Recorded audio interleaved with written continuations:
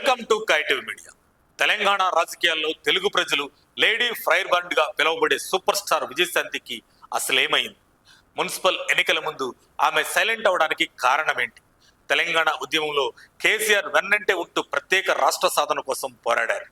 ఆ తర్వాత తల్లి తెలంగాణ పార్టీ పెట్టి నాటి టీఆర్ఎస్ లో విలీనం చేశారు. అనంతరం గులాబీ దళపతి కేసీఆర్ దగ్గర అనేక అవమానాలు భరించి చివరికి తెరాసాను వీడి కాంగ్రెస్ లో చేరి ప్రచార కమిటీ చైర్మన్ గా బాధ్యతలు నిర్వర్తించారు. ఆ సమయంలో తెలంగాణ సీఎం కేసీఆర్ తీరుపై విజయశాంతి ఓ రేంజ్ లో గళమెత్తేవారు. మిగులు బడ్జెట్ గా ఉన్న రాష్ట్ర ప్రజాధనాన్ని దుర్వినియోగం చేస్తున్న కేసీఆర్ సర్కార్పై నిరంతరం ఒంటికాలతో తరచూ విరుచుకుపడేవారు.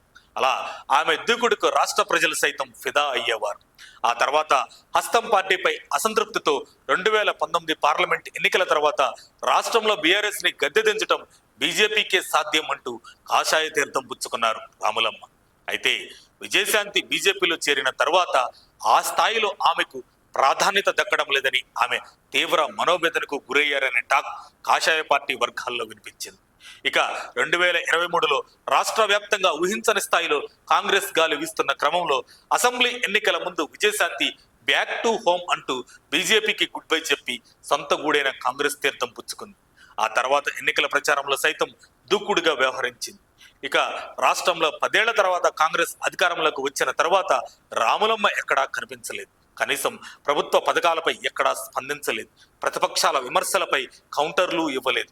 దీంతో రాములమ్మ కష్టానికి ఇటీవల ఆమెకు కాంగ్రెస్ లో కీలక పదవి ఇచ్చారు సీఎం రేవంత్ రెడ్డి. దీంతో ఎమ్మెల్యే కోటాలో ఎమ్మెల్సీగా ఫైర్ బ్రాండ్ విజయశాంతి రీఎంట్రీ ఇచ్చారనే టాక్ కాంగ్రెస్ శ్రేణుల్లో వినిపించింది. అయితే ఇంతకాలం పార్టీ కార్యక్రమాలకు దూరంగా ఎందుకు ఉన్నారని అడగగా, మనకంటూ ఏదైనా కీలక బాధ్యతలు ఇస్తే కదా అంటూ నవ్వుతూ సమాధానం ఇచ్చింది.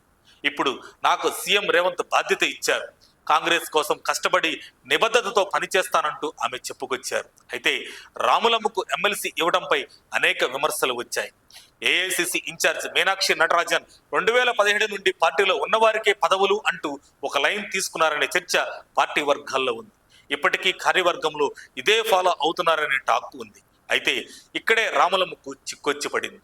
విజయశాంతి 2023లో బీజేపీని విడి హస్తం గూటికి చేరడంతో ఆమెకు ఎలా ఎమ్మెల్సీ ఇచ్చారని పార్టీ వర్గాల్లో చర్చ జోరుగా సాగుతుందట.